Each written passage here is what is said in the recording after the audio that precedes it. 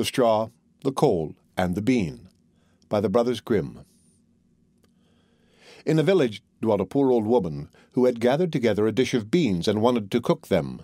So she made a fire on her hearth, and, that it might burn the quicker, she lighted it with a handful of straw. When she was emptying the beans into the pan, one dropped without her observing it, and lay on the ground beside a straw, and soon afterwards a burning coal from the fire leapt down to the two. Then the straw began and said, "Dear friends, from whence do you come here?" The coal replied, "I fortunately sprang out of the fire, and if I had not escaped by sheer force, my death would have been certain. I should have been burnt to ashes."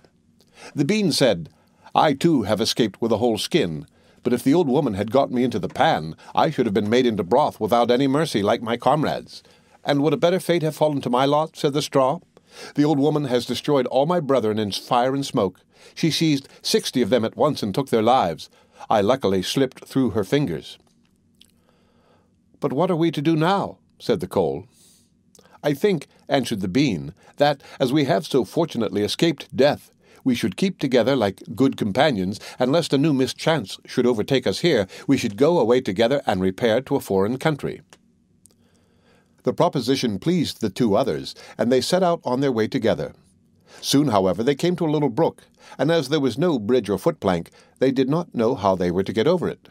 The straw hit on a good idea and said, "I will lay myself straight across, and then you can walk over on me as on a bridge."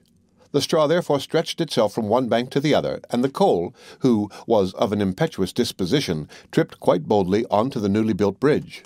But when she had reached the middle and heard the water rushing beneath her, she was after all afraid, and stood still and ventured no farther. The straw, however, began to burn, broke in two pieces, and fell into the stream. The coal slipped after her, hissed when she got into the water, and breathed her last. The bean, who had prudently stayed behind on the shore, could not but laugh at the event, was unable to stop, and laughed so heartily that she burst. It would have been good all over with her likewise, if by good fortune a tailor who was travelling in search of work had not sat down to rest by the brook. As he had a compassionate heart, he pulled out his needle and thread, and sewed her together. The bean thanked him most prettily, but as the tailor used black thread, all beans since then have a black seam. The End of The Straw, the Coal, and the Bean, by the brothers Grimm, read by Rick Kistner for Lit2Go on the web at fcit.usf.edu.